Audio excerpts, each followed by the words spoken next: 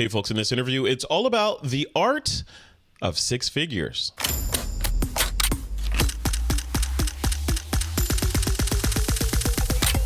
This is TWiP. Hey, welcome back to another episode of This Week in Photo. It's all about money on this episode and some other things. As I alluded to with the title, The Art of Six Figures, I'm going to be speaking with Easton Reynolds. He's a guy who he knows a little bit about making money, and he sort of built a system and systematized the idea of getting to that six-figure level using some tools that you and I already use every single day, but he uses them to great effect, one of them being Facebook. And we're going to talk about that and a couple of other things in this episode. So welcome, Easton. Welcome to This Week in Photo, man. I'm excited for this conversation. Thanks. Yeah, man. I'm excited to be here. This is an awesome day. We finally got good weather. I was freezing forever, but now it's 67. So everything's falling in line. Everything's falling in line. And you're in New Jersey, right? So 67 means a lot there. Right? Oh yeah. Yep. Yeah, that's cool. Well, good, man. I'm really excited to do this interview. You and I talked yesterday a little bit, kind of on our pre-interview, and I'm even more excited now to talk about the art of six figures and what it all means, and share that with the This Week in Photo audience. This is cool, and that's not a hyperbole. That's the you guys are solving, and not to bury the lead, but you guys are solving an issue that plagues a lot of photographers, wedding photographers, and across all genres, and that is that starving artist syndrome. And I call it, you called it starving artist syndrome. I call it the field of dreams syndrome, where, if you build it, they will come. Not true at all, right? If you build them and lure them and give them something of value, then they might come. So let's start with your origin story a little bit. The Art of Six Figures is the name of the company. What's your involvement with the Art of Six Figures? Who is Easton, and how did all this stuff come about? Sure. Yeah, so I'll try to keep it brief, but so it starts with my wife, honestly. Like all great stories, it starts with the woman, right? Yep. So she actually started our business, and then I joined her about 2 or 3 years later. And it wasn't until I started to get my feet wet assisting her that I was like, you know what, this is awesome. I was working in corporate America at the time. And, I had always had artistic avenues to, express myself in or whatever, but I couldn't find something that was like a real job and get paid for that avenue, right? So she started the company, and I joined her in 2012. I started assisting her. And then when we got to 2013, it was like February, I actually lost my job in corporate America. And so we had the decision to make, like, are we going to do this full time together? Or is this, or should I go look for another job? Mm-hmm. And so we determined that it was going to be the best choice to go ahead and give it a go, even though we had nowhere near the amount of bookings that we would need, to survive and pay our bills. But we dove in head first, and we made it happen. And within 2 years of that, we hit six figures. And so we were like living the life. We were thinking everything is great. But the following year, we took our foot off the gas, right? Which is a tendency that a lot of people do. Once they have some success in their business, then they sort of just coast for a little while. And then all of a sudden we found ourselves in trouble. And we realized, oh my gosh, we only have like 10 weddings on the books. And it was January of that current year. And we were like, okay, bookings probably aren't going to be coming in for this year anymore. So like, what do we do? Yeah. And so I remember time and time again, I was sitting in front of my computer, like editing and just like staring at it and wondering, like, when are people going to contact me? And it wasn't until that moment where we realized, you know what, we're not doing anything really to put ourselves out there, to let people know that we exist, to give them upfront value, to position ourselves as the thought leader for them, or to, give them upfront value before ever asking for a sale. So we started to like go back to the drawing board and be like, all right, so we're wedding photographers.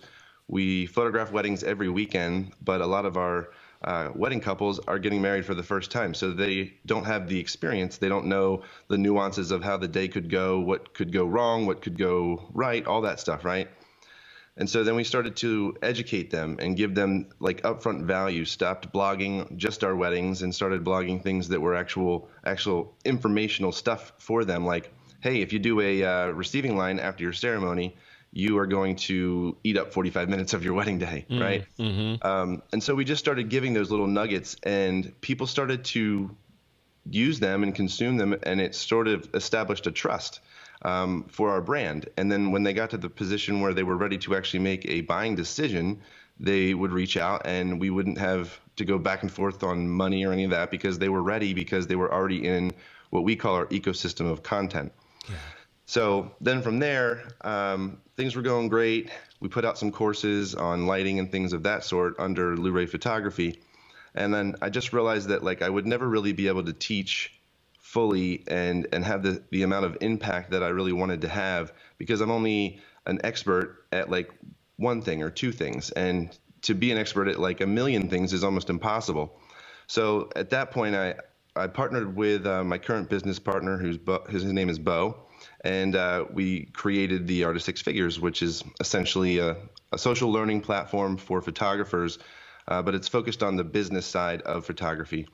So we launched that back in 2017, and then we, created our Facebook ads course and some of the other content that we have, and it's been kind of a crazy journey ever since then. Yeah, and I want to dive into all that, specifically that Facebook ads course, because that, as you and I discussed, the people have a love-hate relationship with Facebook, right? So it's like, people love to vilify it and then they get back on it, because, and then from a business standpoint, the Facebook ads and online advertising, or, whether it's Instagram, Facebook, Twitter, whatever, those kinds of targeted ad platforms, people don't tend to understand it, myself included, but people don't tend to understand it. So therefore you're afraid of it. Therefore you vilify it, as we as humans tend to do.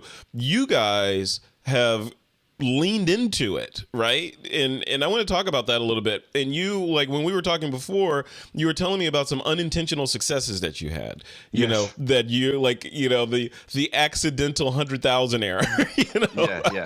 How did that happen? Like, take us through that. How do you accidentally make $100,000? Yeah. So it happened twice to us. So the first time was on the wedding photography side of the business, where we kind of hit the ground running in those 2 years, and we were booking 35 weddings for the year, and, working our butts off. And then after those 2 years, we went, man, we're clearing like multiple six figures. This is crazy. But after taking our foot off the gas, we realized we did it on accident. Like we weren't intentionally doing really anything to have achieved those 2 years of success right out of the gate. Yeah. We didn't have any workflows in place. We didn't have systems in place. We weren't putting ourselves out there. We weren't advertising on anything other than the Knot. And one of the things that we noticed was that the Knot made massive changes to the way that they were structuring how advertisers were able to place ads with them. And they were actually giving our leads, like when a bride would reach out to us, they would also email 5 other photographers and say, hey, this bride just reached out to this person. You may want to reach out to her as well because you're similar. Mm-hmm. And so she would be reaching out to like maybe 5 or so photographers, and she gets 25 emails back, and then it's content overwhelm, and she doesn't reply to any of them, right? Yeah. So that was the first aspect where we realized, man, we really need to take control of our marketing, because we accidentally hit, multiple six figures in 2 years, but we couldn't really take credit for it because we didn't do anything that we could then go and tell someone else, hey, this is how we did it. We were just, it happened to us. It wasn't repeatable. Yeah, exactly.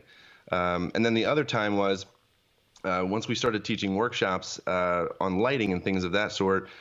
The energy and time that it takes to put together workshops in person, and then, you put it out there and people are like, yeah, that sounds awesome. And then as soon as you put up like the order form to ask for money, it's like crickets, Mm-hmm, mm-hmm. And so what we did is I got sick of doing that over and over and over again. And although we would have people, show up and pay to come, it was just so much work to reproduce it every time and get all the vendors involved and, all the little details. So I recorded a workshop. And then my wife was like, all right, great. So we're recording this, but like, how are you going to sell it to people? And I was like, I don't know. And so from there, I started a Facebook ad, and I actually forgot about it. I just set up my course on like an online platform that was sort of all inclusive. There was no funnels or follow-up emails or anything like that. It was just like, here it is. And if you want it, you can click and then you can go buy it. Right. Yeah. and I forgot about it. And it was running for several months, and I looked at my bank, and I was like, oh my goodness, like I've been spending $1,500 a month on this Facebook ad. So it was like 3 months I had spent $4,500. But I also saw that I actually had $26,000 worth of sales that came in. Wow. Right? Yeah. And I was like, whoa, wait. So although I spent $4,500, I made over $20,000. That's a gift. That's a gift. Right. That's like looking in your driveway one morning and seeing a car sitting there. Yeah, absolutely, right? I'm still waiting for that. My wife will get the new cars. I don't get it. Hey, Tesla. Yes. She knows I'm getting the Tesla Model X in like a year, fully loaded. Like, that's the goal. So. Nice. Yeah, I have a Y on my radar, so here we go. Yeah, I just continue to drive the same Hyundai until it absolutely dies because I've never been a car person, you know? Yeah. I'm like, hey, if it gets me to work and back, like, this is not something I need to have as being flashy, you know? Yeah, that's a wealthy mentality. That's, Right. Yeah. Yeah, so I guess from kind of lost my train of thought. So Yeah, so building the Facebook ads and sort of having that brand new car sitting in your driveway for no reason that this kind of showed up, but that was that accidental too, though, right? So you built the Facebook ad and then it performed well. exactly. So yeah. what did you do after that? Did you go back and dissect and say, okay, I gotta do this again. I want more of that. Yep. I destroyed a couple email addresses after that. And by that, I mean, I signed up for every ad that came through my Facebook ads feed, no matter what it was for. And I just explored it. Like, I remember one of the first times I clicked on something and then someone was like, download this thing for free or whatever. And I was like, all right, whatever. I clicked on it and then I got that thing for free, but then they wanted me to buy something, but then I didn't buy it. But then I got an email after that saying, hey, if you have this, and this problem, then this is the perfect solution, and so forth and so on. And I was like, how are they emailing me like this? Like, Yeah, I didn't enter my email. Yeah. So I just dove in, man, and I just dissected like what were landing pages saying, why were things placed in certain specific places on pages, or were they not done specifically? Was it just a luck of the draw? Why when I visit this page am I now getting another ad that makes sense, Mm-hmm. And so I spent about 2 years doing that. And then it wasn't until I started to search this industry, the photography industry, for some real business marketing kind of information. And I felt like in this industry, I sort of reached a cap with the people that were out there that were really, really, really successful, and either had courses or something like that to be able to share. A lot of the knowledge that I was getting was like 101, 102 type level. And I was like, man, I need something more, like, this is not specific for photographers, and no one's really teaching business stuff. It's all just, how to shoot great stuff. So once I started to get purchase some courses and stuff like that from marketers outside of this industry, that's when it started to really connect for me. And I was like, okay, this makes sense now.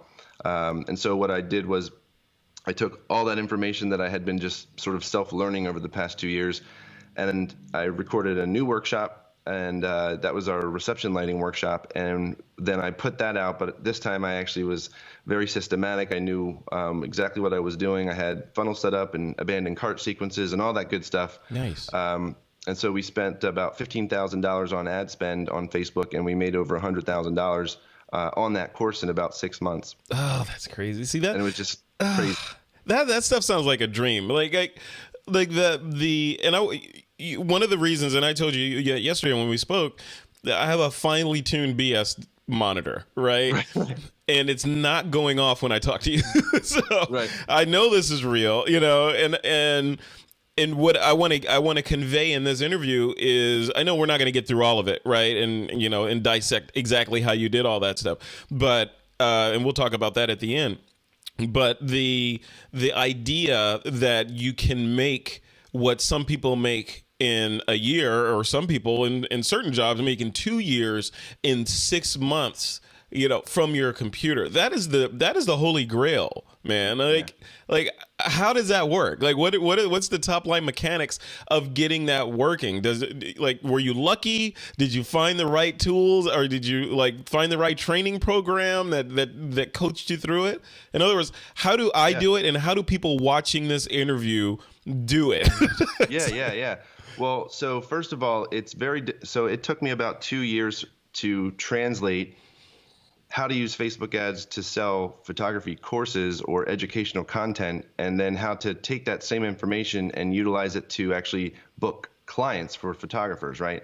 So I tried a bunch of stuff, failed miserably, spent like over $20,000 trying to take what I had learned in the education space and then use it as a system for our photography business, right? And along that journey, I realized it's very different because, number one, the people that are out there that are ready to buy photography are almost all of them, but they don't know it yet, right? And when it comes to like weddings, obviously there's a specific time frame because those people are engaged, and so they need to find that photographer. But a lot of times, like in that situation particularly, they are aware that they now need a photographer because they just got engaged. However, almost every other niche, that doesn't happen. There's not an awakening moment, right? Yeah. And so what we realized is that if I'm a photographer sitting here, right, and maybe I could put out some ads on the Knot or with another magazine or a local publication, at the end of the day, I don't know if those people on the other side of those ads are actually my ideal clients or not, right? Yeah. So first I had to figure out who are the people that I'm trying to reach and where are they congregating, right? So on Facebook, obviously there's, several billion people or something crazy like that. So I was like, that's probably a good place to start just because so many people are on there. So I wonder if I can actually target people based on like certain things. So when I started diving into Facebook, I realized you can target people that like chocolate chip cookies or like granola bars. Okay. Yeah. Yeah. So you sure as hell can target, somebody that just recently got engaged and set their status that way, or somebody that may be interested in family photography, or someone that may be interested in boudoir. But you can't just be like, hey, get 20% off my photography service, because no one cares. And the reason is that no one cares is because they have never heard of you, right? And it's a Facebook ad. So they see it and they're like, keep scrolling, right? But what if that changed and it wasn't, hey, buy something from me right away? It was, hey, here's a free wedding planning guide. We shoot weddings, every weekend, all year long. And we've shot over 200 weddings, and you're probably getting married for the first time. So here's some great tips. Here's some vendors that we recommend that will give you this type of experience, or whatever it may be.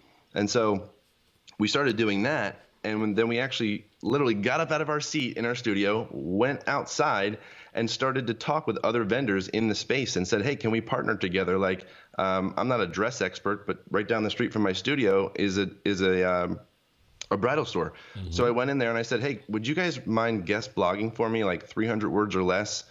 Just some, great tips, top three tips that a bride should know when considering her wedding dress or when she's looking for her wedding dress.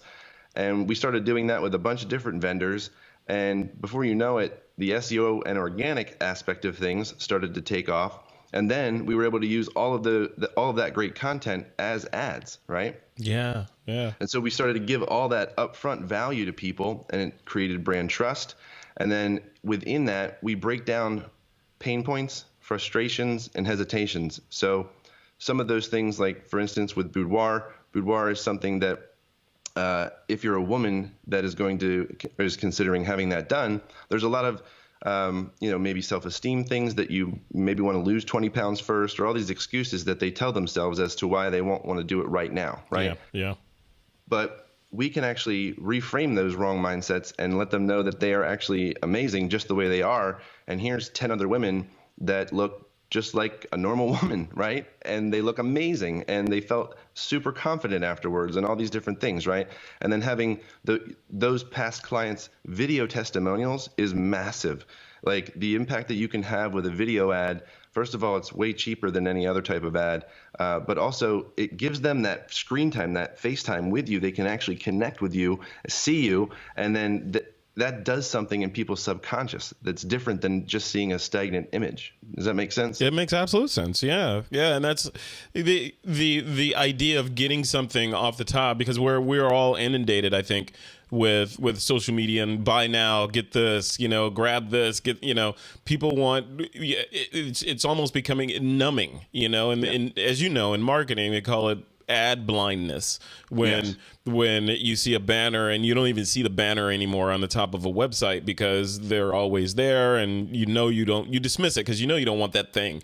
But if you, like what you guys are suggesting, if you replace that with something of value, then the whole equation changes, and it sounds like it changed for you guys. So now is that whole thing repeatable? Everything you've built, like, are you able to build a sustained, predictable, and repeatable income using all these techniques?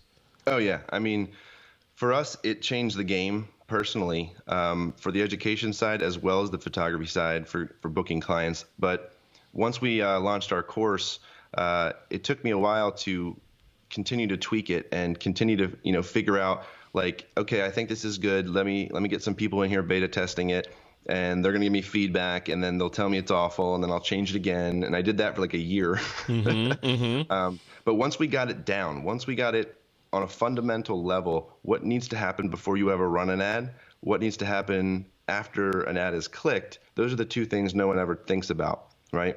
But once you get that down, and then once we were able to communicate that effectively to photographers, we added over 1,000 photographers to our course last year alone. And we have every week there's somebody new that launches another ad. This past week, we had somebody that launched her ad, and no, I'm sorry, it was in January. She is still shooting all the bookings that she got just from that one shoot. And as of right now, she's already made $36,000. She spent about $250 on her ad spend. She still has 30 more sessions booked and one other sales session I think she's actually doing tonight. So all said and done, once she gets done shooting all of them, if they continue to stick to the same averages that she's been making for the first few, she'll probably hit $80,000 off of $250 ad spend. That's crazy. See that, and that's partially why this is so exciting to me, because on the one hand, I talk to a lot of photographers, right? Both professional and everything down from there.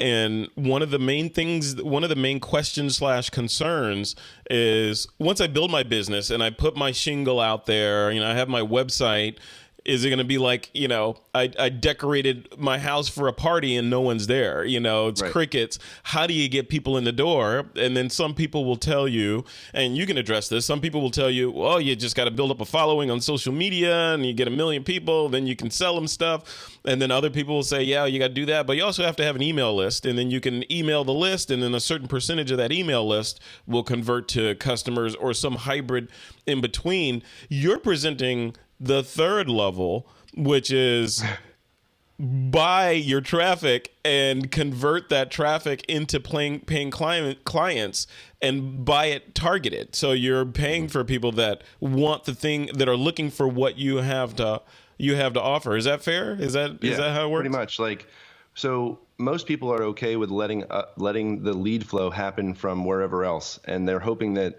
the traffic eventually lands on their website, right? Mm-hmm. So whether you're paying the Knot or Wedding Wire or paying a blog like Style Me Pretty or something like that, you don't get to control the entire experience that your customer goes through, your potential customer goes through, right?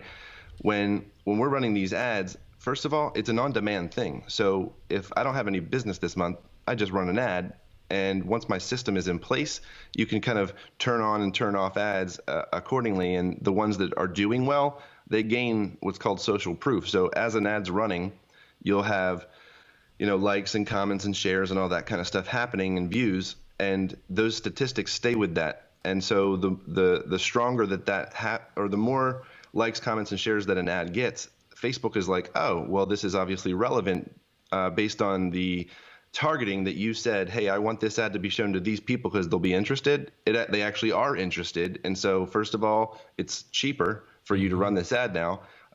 And second of all, people are actually going to click through it, right? Yeah. So it's a repeatable system that can just go on and go on once it's set up. But yeah, I mean, that's like, why wouldn't you do that? That's like, it reminds me, I live in an area where there's windmills, right? So, and I was talking to someone once about they can predict based on weather patterns and, whatever factors, how much that windmill is going to generate, how much revenue, right. electricity, which equates to money, right? Mm-hmm. So they build one, they know how much it costs to build one, and they put it there, and they know once they build it and leave it there, notwithstanding some maintenance fees, that thing is going to generate a certain amount of money. You're talking about the same thing, but in the internet world. Well, once you build this machine, you can just say, you know what, I'm going to build another one and put it right there and increase my revenue by N%.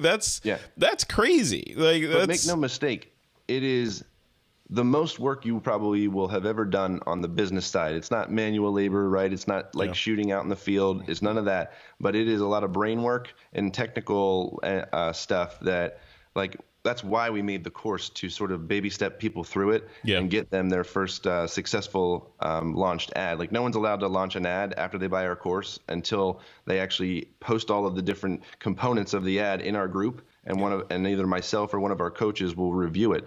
So we're very serious about it because people can lose money very quickly. If the system's not set up right, like, it's not just about, hey, how do I run Facebook ads? Like, the Facebook ad part is the easiest part of our entire system. The hard part is, what type of valuable content do I have created right now that I could actually send my clients? And most of the time the answer is nothing. Yeah. Right. You're right. So we have to go through and we have to create those things, because when someone opts in for your free wedding planning guide, well, guess what? Now we want to email them an email every few days or once a week or something like that. Right. And those emails aren't just like, hey, buy this. It's a video of a past client talking about their experience of working with you, or another link to a blog post that gives them another aspect of something that is helpful to them, right? Yeah. So we're always nurturing these leads, but on demand, when we pay for these clients, we get to control that entire process. So not only do we control when they click or where they click, but then once they click, where are we sending them, right? Most people, when they're advertising, they send people to the homepage of their website. Right. And it's the biggest mistake that you can do, because there's too much information there and too many buttons for them to click, especially when it comes to wedding photographers. Your target client now is millennials, right? 24 to 35-year-olds, and they have no attention spans. They're slightly entitled, and they only purchase for the experience and the greater good. And what I mean by that is, like, if you opened up two burger shops right next to each other, right, and the one burger shop on the right had a greeter, and as soon as you walked in, they told you where the food came from that week, that was locally sourced from farms in the area, and also informed you that 10% of your purchase today was actually going to go back to those local farms, right? Yeah. Millennials will never buy the burger next door, even if that burger is $10 more, because they're helping the community with their purchase, and the experience of walking into that store and knowing the amount of time, energy, and effort that business had to take and go through to be able to position themselves to sell local food, they appreciate that. Yeah. Right? Yeah. So knowing that, with that example, if we can pivot that to photographers, we've all been taught for years that our website just needs to be a bunch of pictures. And so people come to our website and then they just leave, because there's literally no information on most photographers' websites. Like, I spend like almost all day on Tuesdays and Thursdays coaching our members, and we jump on Zoom calls just like similar to what we're doing now, and then I'll analyze their website and whatnot and be like, look, if you want this system to work for you, you need to do two things. People come to your website because they're here for, what is the experience of working with you going to be like, and why is it going to be different than the thousands of other photographers that I have the option of choosing, and how much is this going to cost me, right? And instead of that, they get to our website and they just see a portfolio. We hide our prices to make them call us. And the hope is that we can get them on the phone and close them. But most of us as photographers are terrible as salespeople and hate getting on the phone. Yeah. Right. So it's like an oxymoron. So, but the fact of the matter is, when they come to your website, they need to see one thing and one thing only when it's coming from an ad. And that is, whatever they clicked on the ad for, they want to just see that. And if they see the portfolio and the About Us section and all that other stuff at the top of your website, they're going to click it and get distracted. And then they're going to get a text message or a Facebook message or a game notification or God knows what else, and be gone, even though they meant to actually finish what they had started by clicking and signing up for whatever it is you were offering. Yeah. But you lost their attention because there was too much else going on. Or worse yet, they'll feel like you did a bait and switch on them. It's like, hey, I clicked on this thing in the ad, and you just wanted to get me to your website. Now you're going to make me hunt for that thing that I looked for just to get more clicks out of me, right? Exactly. Yeah. Well, Easton, I want to also throw another question out there, and I think this is another fear that photographers in general specifically have, and that's if I do dive into this Facebook ad thing, I'm going to lose my shirt, much like you did, when you have the accidental $100,000 year there. So and this is all coming from me. Right? I'm part of the fear that I have is I don't know enough about Facebook, and it's changing, and I'm afraid. And if I go in there and I plunk my credit card down in there and I say I want to run ads, which I don't know what to run, like you said, I would probably have just pointed to the front of my website. The fear is I'm going to wake up and say, "You've spent $100,000." Yes. Yeah, you bought Mark Zuckerberg 25 new T-shirts. Exactly. Or Mark just bought his wife a Tesla on your back. Right. So how do you? So I'm assuming that you guys help fix that and allay those fears of overspending. I want precise spending. I want to know if I'm spending $1 here, I'm going to get $5 back. Do you guys get down to that level of minutia? Oh yeah. So within the course, you don't even get to the Facebook part for quite a while. Yeah. And the reason is because you have to have, just like anything else, you have to have a foundation built, right? Yeah. Yep. So you build that foundation, and then the course walks you through step by step everything that needs to happen to be able to launch the ad itself, where we're sending them, what happens once they click, the entire process, and all of the numbers that you should expect as far as what should it cost me per click, or what interest should I use if I'm a boudoir photographer or family photographer or wedding photographer. All of those things are already figured out for you and loaded into the course. We have like cheat sheets and stuff like that, so people can print them out and have them there sitting by them while they're like building their ad. But I think the biggest difference is that every single person that buys our course, we get on the phone with, like before they ever get in. Nice. And we talk about their business, and we figure out what they are trying to accomplish with Facebook ads. And then we give them sort of more of a customized plan to focus on as far as the content in the course. Then when they are about to launch, they have to get it approved first. And if things don't look right, or something's broken, or the funnel doesn't work, or pages aren't connected, or God knows what else, right?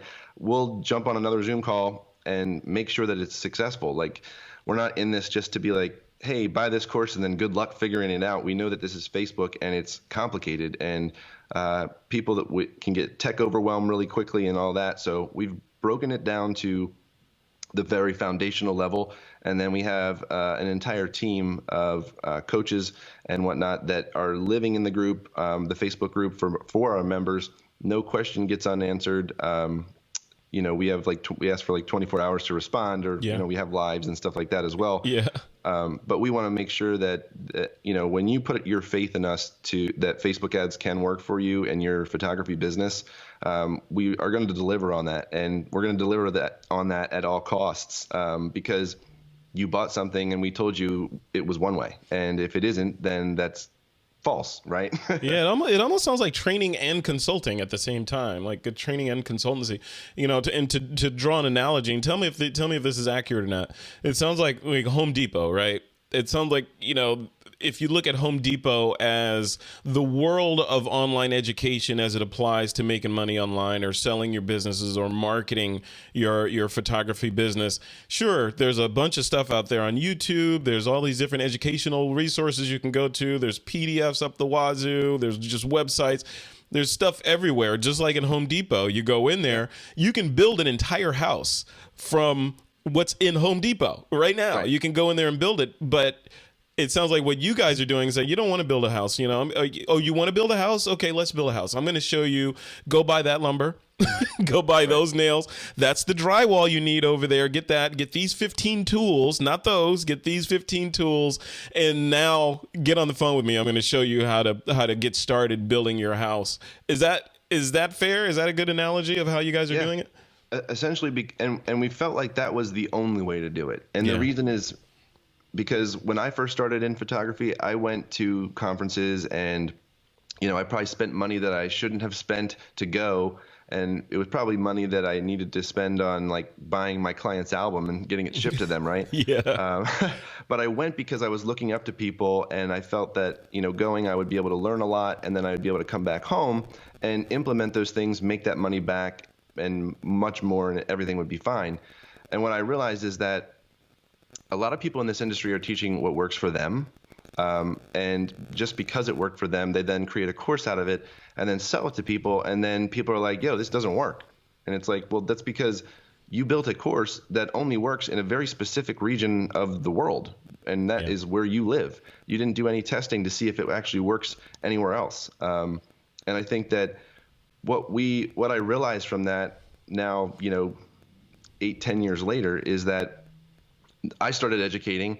And I was like, you know what? I don't want to put people in that same position that I felt like I was in. Like, if I'm going to pay you money, you better teach me something that's not a 101 level course, And so we go to great effort when it comes to our courses. So we have the Art of Six Figures in general. We go out and we find other photographers in the industry that are making six figures. They actually have to prove that to us.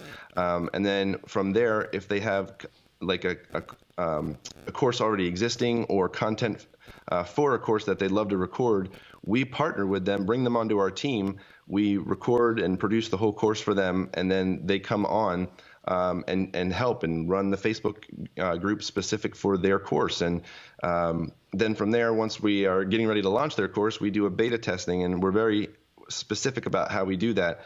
It starts with 25 photographers in 25 different states in the U.S., and we launch with that, and we get feedback from all those people and update the course and make adjustments. And then once at least 3/4 of those people have seen the results that we claimed could happen, then we feel comfortable launching it in that country. But then we'll do the same process in Canada and Australia and Europe as well. Wow. So we don't mess around. Basically, everyone gets a phone call onboarding to get in. We don't leave you left, to figure out what you just bought and if it even makes sense for you. And we also take all of our courses, and let's say we teach, okay, well, you need to be using landing pages in our Facebook ads course, right? Well, we partner with a vendor that gives you 4 free months of landing pages and email, which is sticky folios and sticky email. Nice. So you don't have to go find out how to do certain aspects or go find software to buy or whatever. You're equipped to do it right away. Same thing with our Photographer's Guide to Anti-Selling course.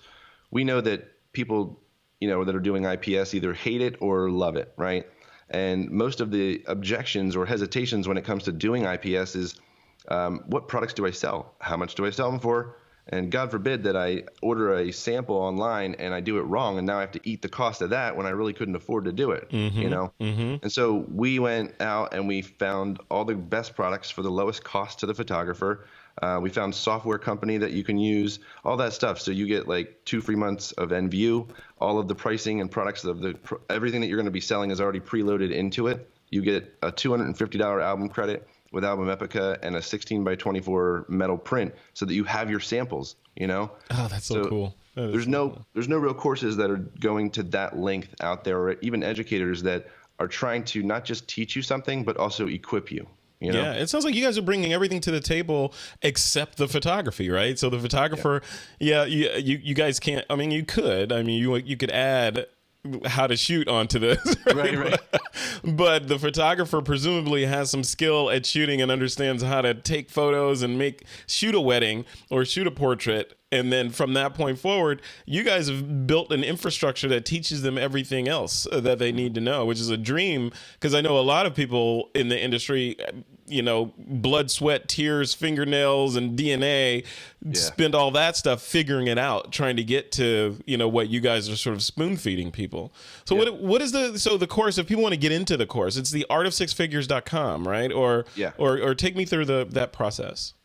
Yeah, if you want to grab the course. So we just recently started to open it up like ongoing. Before it was we would only let a certain amount of people in a month. That way our team could have the amount of time we needed to make sure that everybody was successful and got situated and we were good, and before we actually opened it up for more people.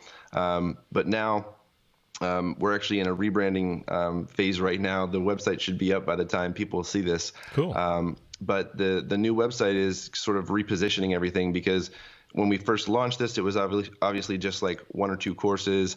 It was just myself and my business partner. But now that we've built more of a team and we've brought more other educators onto our team and started to record other courses, now it's more like a talent agency where we're going out and finding photographers that want to be a part of something like this, where it's not just like a Creative Live situation where you go and you teach and then that's sort of it after that one-off course. This is more like you're a part of our family. We help get the speakers speaking, gigs at WPPI, things of that sort. But they don't just like leave the content on its own. Like once you buy the course, you're like having the person that's answering your questions is the course creator, Yeah. So they're very, very different approach, I guess. Yeah, no, I mean it's a different approach, but it's a refreshing approach to how you guys are doing this. I'm excited, man. So I'm gonna put you on the spot here, if that's okay. So I just started. Many people that follow This Week in Photo and the TWiP Pro community and all those the things that I manage in the TWiP universe, they know that one of the components that I just added was this webinar component, where I'm doing weekly webinars with people like yourself that have something like not just hey, I'm just going to teach you what an f-stop and shutter speed is. It's more of this. These are substantive things that you can do to improve your quality of life and business as a photographer. So I'd love it if you're up for it. Would you like to do a webinar where you can come on and hopefully dive a little bit deeper into this topic? Yeah, I would love that. Yeah, because that way it'd be Q&A. Man. yeah, because then we can do a Q&A and people can ask you questions about it. I tried to ask good questions, but I'm only one guy. So, my audience is smarter than I am, so they can come in and ask questions that are related directly to the things they do. And a lot of them are wedding photographers, so they can, they can ping you. Would you be up for that? No, that would be awesome. Absolutely. And we'll put together some great content specifically for your audience, so that they're not seeing like some content that doesn't make any sense or is not, relatable to the niches that they're photographing. Okay, cool. Awesome. Well, we'll get that set up. I want to hopefully do it as soon as possible, so we'll try to do it this coming week if we can. Cool. We're recording this. It is Friday, the 15th of March, so we'll do it this coming week. But keep an eye on This Week in Photo. I will put an announcement likely out on this channel. This you're probably watching the video on our YouTube channel, but it'll also go out in the podcast feed as well, just so that no one misses this. If you're on the TWiP email list, you'll get a notification, as well as in the TWiP Pro community, you'll get a notification, and obviously on our social presences. So I want to help get the word out about this. I'm excited about it, if you can't tell, because like your shirt says, I hate making money, said no one. Right? Yes, this is my favorite. I love that. Which way do I go? Yeah. Yeah, and I think it's important, because from this we all love taking photographs, right? That's why we do what we do. And the people that just like taking photos for the fun of taking photos, that's awesome. You can do that forever, right? But the people that love taking photos, but also then want to maybe eat every now and then, and have the photography fuel that part of their lives, this part is critical. And bravo to you guys for bundling it all up in a nice bow for people that don't have the time to scour Home Depot, looking for all the bits and pieces and making mistakes and losing money. They could just sort of hit the ground running, and then have you guys in their corner helping them out as they get their businesses launched. So so this is good. Cool, man. All right. So any final thoughts you want to leave with the audience before we take off? I would just say, like, the moment that you believe that something doesn't work, especially without trying it, or that something changed and now it's no longer valid, you're selling yourself short. And whether it's Facebook ads or whether it's you feel that you've achieved wherever you need to be, technically speaking, with your shooting, like, you've never arrived. And the moment you believe you have arrived is always the moment that you fall the hardest. And I am speaking from experience, and I'm actually speaking from experience over and over again, where I always make the same mistakes regardless. And sometimes I don't learn, right? But just make sure that you don't write anything off. And one of the biggest questions I always get is, "Hey, Easton, did you see what happened in the news with Facebook, this week?" And I'm like, "Yes, it's every week." But the difference is that instead of saying, now it doesn't work, we fix it, right? Yeah. And so people are like, "Hey, did you just see this? Facebook's going to do that." Yeah, we adapt. We update the course 3 to 4 times a year. Every time there's major changes, we update it so it's always relevant. Like, it's fine, And then honestly, one day Facebook won't be fine, right? But there'll be a new Facebook replacement for that. And our system that we teach is not Facebook ads. It's called direct response marketing, and it works on any platform.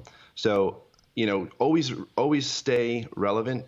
And make sure that you never limit yourself just because, whatever was is no longer. That doesn't mean that it's over, Yep. I love it. I love it. Words to end this on, words to live by. And if you're watching this in the future, this webinar, hopefully this webinar will be up, long into the future, so that, or this, not webinar, this interview will be up. And the webinar, if you're watching this anytime after next week, will have hopefully already been recorded, and in the description you'll find a link to it. So you can go ahead and check it out. So this is past me looking out for future me right now. Right. That's assuming the world is still here when we record that webinar. So. Right. All right, Easton, man, thanks a lot for this. I appreciate it. This has been a fantastic. I really appreciate it. Fantastic interview. I know it's what is it? It's Miller time in New Jersey right now. It's time for you to get out of there and go enjoy your weekend, right? Yes. All right, man. Can't wait. All right, man. Take care. Thanks a lot. All right, I'll see you.